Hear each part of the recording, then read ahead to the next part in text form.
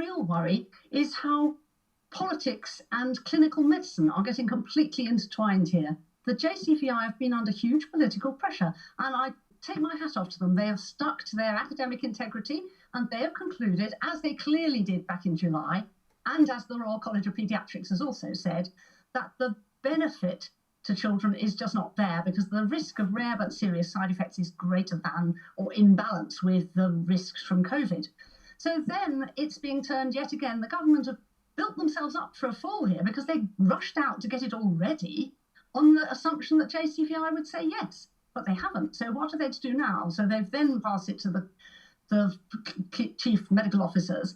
But to use a vaccine to sort out what is actually a political decision isn't right. The vaccine should be about a health issue.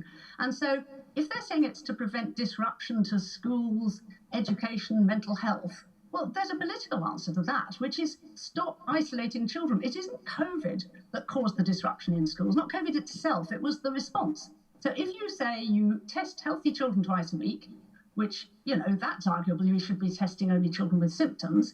But then, moreover, you then say, we'll isolate whole classes, whole year groups. When 1 million children were off in July, it wasn't because 1 million children had COVID. And actually, the government have already said from the 16th of August that under 18s don't have to self-isolate unless they're a close household contact. So actually, they've already made the political decision to solve that problem. Yeah. So they don't need to now suddenly throw a vaccine at it as well. So does it concern you that they'd heard it, and as The Guardian even says today, ministers expected to defy advice on jabs for children? Does that bother you that they're sort of pushing for a different answer, one that they want, rather than one that the scientists gave them? I think absolutely. It makes a complete mockery of what they've been saying about following the science. You pick and choose, and if you don't like the answer, you go and ask somebody else. And that is not a good way to run a country's health service. It's inconsistent and very, I think, reckless, because even the JCVI, they haven't considered long-term side effects. So they're only looking at immediate side effects and saying there's a fine balance. We have no knowledge of long-term. And does the Prime Minister really want to put something out which would seriously affect children's health adversely for the sake of keeping schools running now that all the teachers have been vaccinated? And the one thing this vaccine is good at is giving you reduction in serious illness and hospitalisation. It's not good at preventing transmission. And so we're also bribing children to take it, and that doesn't feel right either. The whole thing has got into a complete mess. Children aged over 12 who had vulnerable health conditions were unable to have access, and the JCVI have actually extended that to another 200,000 children with sickle cell, type 1 diabetes, heart, liver and kidney conditions. Do you support that? Yes, absolutely. I think that's quite different. Where you've got a balance where COVID would be a higher risk than vaccine, then obviously you'd vaccinate. But where you haven't got that balance, and as for most healthy children, you wouldn't vaccinate. And I can't see how politics should be interfering in what is clearly a medical balance. When the vaccination that was introduced for girls in terms of offsetting cervical cancer, there was a big push for boys to get it as well at the same time. And again, it was one of those questions that, girls were the most at risk. It's about whether you sort of widen it out. This isn't new to look for wider impact in terms of making a final decision. No, I agree. You can look at wider impact, but that would not be for a novel vaccine that's still in the research phase. If you look at the numbers in the Pfizer trial, there were only 138 16 and 17-year-olds given the vaccine in the trial. So the idea of saying, and there's no long-term safety data, and for older adults who are at risk from this disease, you're quite happy to take that balance and think, well, okay, there might be some long-term side effect, but I need to get this vaccine.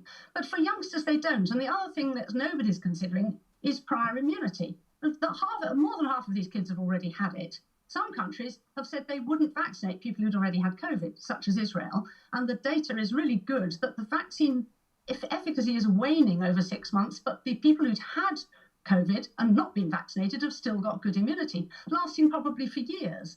So for the children who've had it, there can be absolutely no benefit to a vaccine. There could only be risk. Whereas for the children who've not had COVID, it's still, the balance is against vaccinating them. It's very worrying to see cases of myocarditis being rather dismissed and saying, oh, but they all get better. And that's not really right. We don't know that. And the JCVI pointed that out, that there's no long-term data for this, but viral myocarditis certainly can affect your heart function in years to come.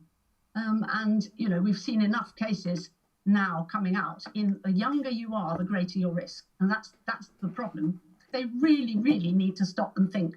All vaccines, all drugs have side effects. I'm certainly not anti-vax. As a paediatrician, you know, I spent my entire career promoting vaccination for children. But I do think that each vaccine, you need to look at it on its merits and on its safety record. And unfortunately, the COVID vaccine has got quite a significant number of side effects. And therefore, if you're a youngster and not at risk of COVID, those side effects need to be taken much more seriously than if you're an elderly person at risk of COVID. It's a balance. You can't use the same argument for all age groups, and particularly when it comes to using children to protect adults.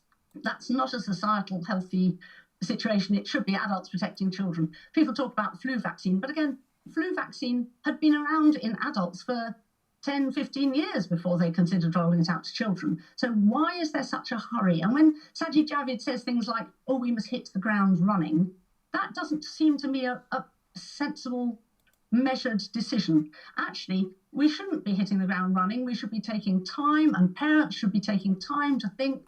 The suggestion was that the letter going out to parents would come with only 48 hours notice, whereas normally it's 2 weeks for most vaccines. Why? There's this unholy rush, and that rush decisions, most of the vaccines that have been withdrawn because of side effects that came out after they were marketed, have been those that were rushed to market.